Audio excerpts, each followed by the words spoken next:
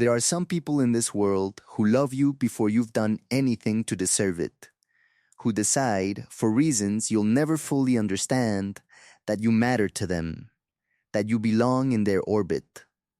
Linda was that kind of person. And for a long time, I let myself believe that kind of love was permanent, that it would survive anything, even the thing that broke her daughter and me apart. I should start at the beginning, not because the beginning is dramatic, it isn't, but because the beginning is where you'll understand why the ending hurt as much as it did. I met Cassidy when we were 11 years old. She moved into the house 3 doors down from mine on the kind of quiet street where kids still played outside until the lights came on. She was tall for her age, wore her hair in a braid she did herself, and had this way of looking at you when you talked like she was filing everything away. We became friends the way kids do before friendship requires effort, through proximity and repetition, and one afternoon where we both reached for the same library book and laughed about it. By the time we were in high school, we were inseparable. Not in that performative way where you announce your friendship to everyone around you. Quieter than that. We were the kind of friends who knew each other's schedules by heart, who could finish sentences without trying, who didn't need to fill every silence. We had shorthand for everything. I could tell her mood from across a room. She knew when I was spiraling before I did. And then there was her mother. Linda was one of those women who make you feel like the house is warmer the moment she comes into the room. She was the kind of parent who remembered your coffee order, who asked follow-up questions about things you'd mentioned weeks ago, who hugged you hello and goodbye every single time without making it feel like a formality. I didn't have that at home. My own mother loved me, but she was a closed-door kind of person. Private, contained. Linda was a wide open window. I absorbed her warmth like I'd been starved for it without knowing. Over the years, I spent so much time at their house that Linda started calling me her other daughter. Not as a figure of speech. She meant it.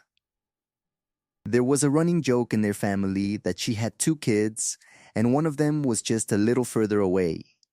When she made dinner, she cooked for 4. When Cassidy got Christmas presents, there was always a smaller wrapped thing for me. At the time, I didn't let myself feel how much I needed it. I just accepted it and moved on and tucked it somewhere inside myself where I didn't have to examine it too closely. Cassidy and I went to different universities. That was fine. We'd survived distance before in smaller doses, and we assumed we'd survive this. For the first year we did. Video calls, long voice notes, visits home at the holidays where we'd pick up mid-sentence like no time had passed. I thought we were solid. I thought we had the kind of friendship that doesn't need daily maintenance because the foundation is too deep to erode. I was wrong about a few things that year.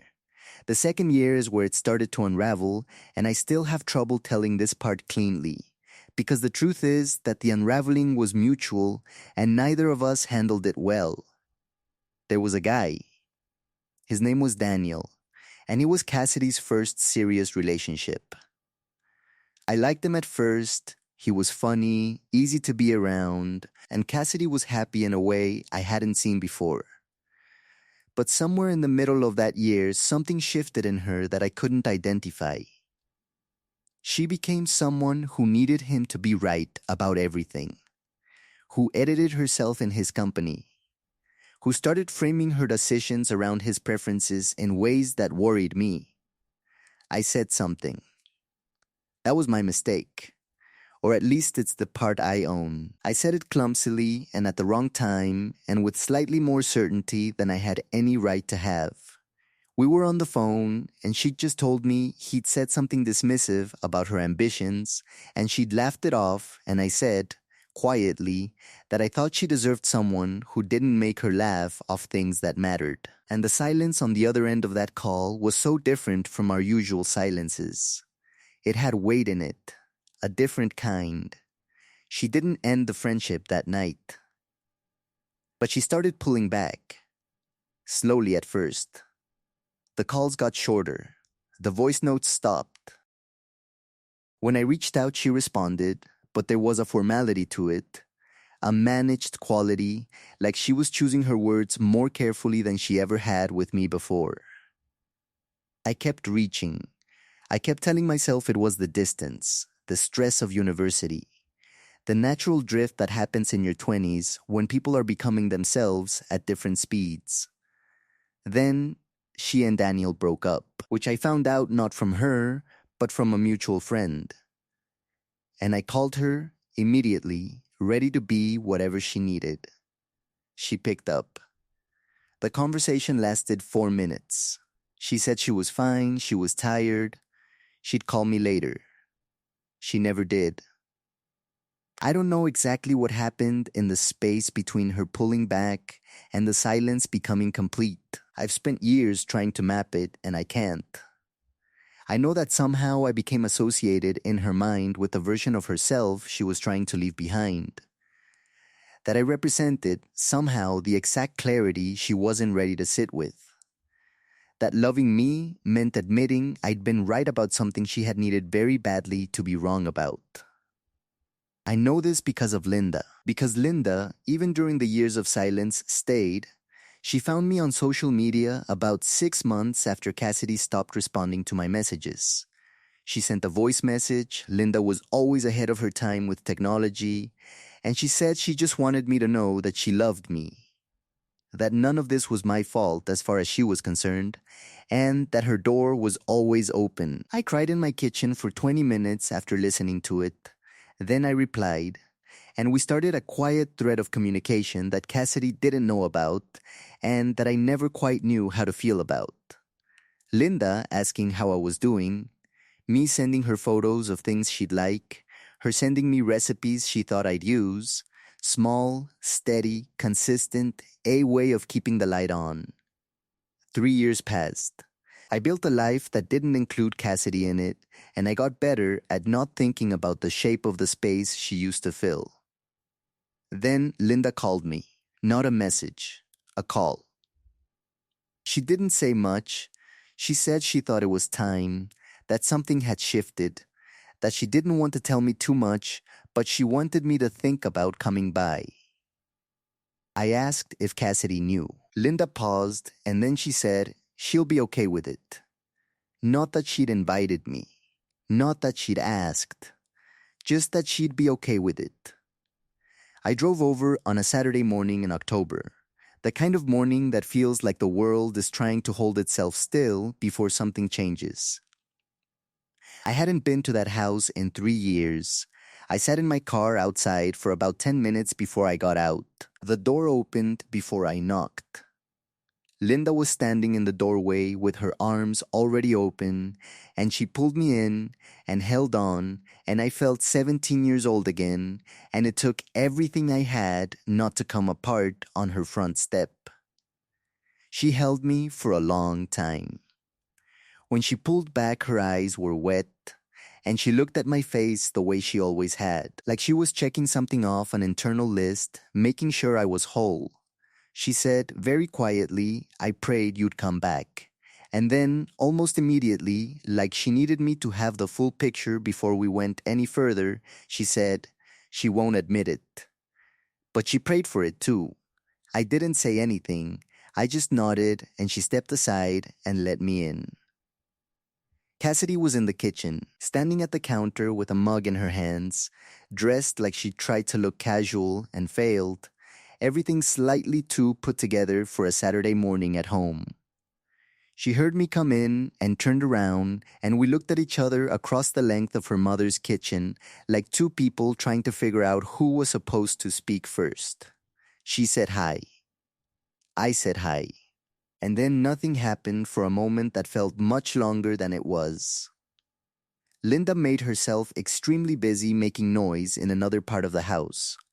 Cassidy looked down at her mug, then up at me.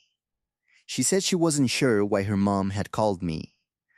Said it kind of like a question, like she was giving me the option to agree with her that this was Linda's doing, that we were both just here because of her mother. And I could have taken that opening. It would have made the next hour easier. I said I was glad she had. Something moved across Cassidy's face. A quickness, like she'd been expecting a different kind of answer and now had to recalibrate. She set the mug down.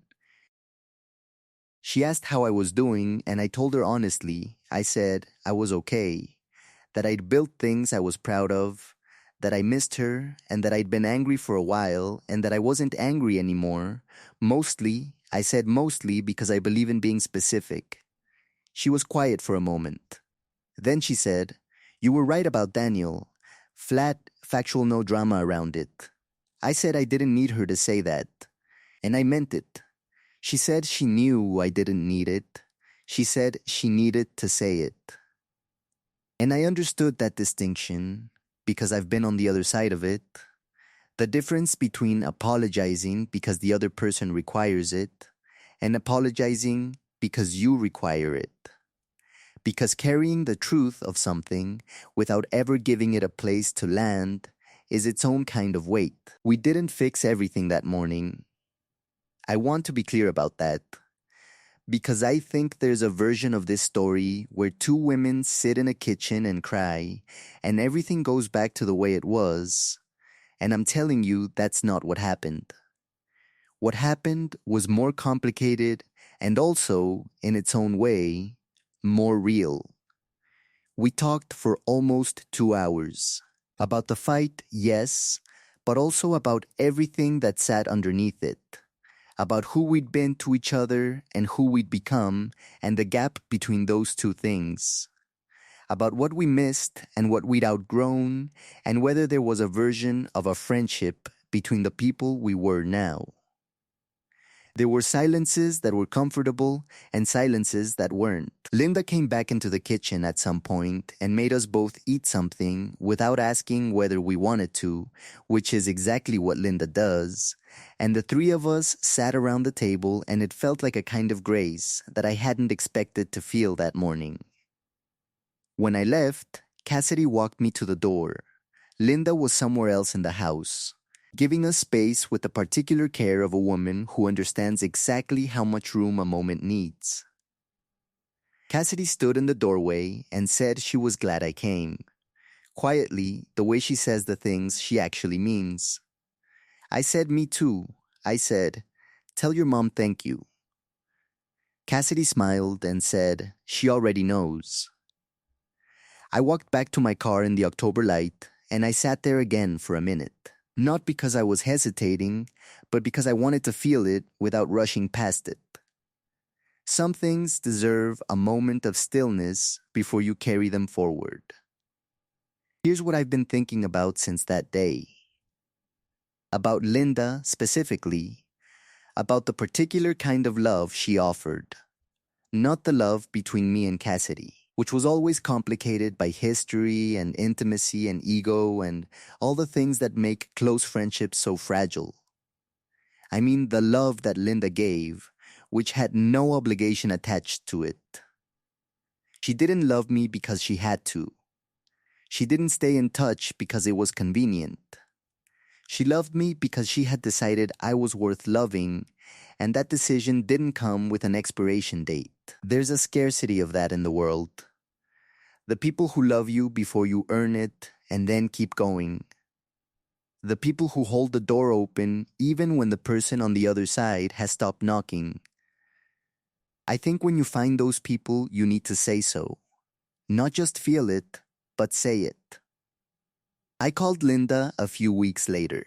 I told her that she had been one of the most important people in my life, and that I was sorry it had taken me so long to say it plainly. She was quiet for a second, and then she said, "Baby, I know." She said she had always known. Cassidy and I are rebuilding. Slowly, carefully, like people who know what it cost the first time and don't intend to be careless with the second chance. We are different women than we were, and our friendship is different too. Less seamless, more deliberate, and because of that, in some ways, more honest. We say the hard things sooner now.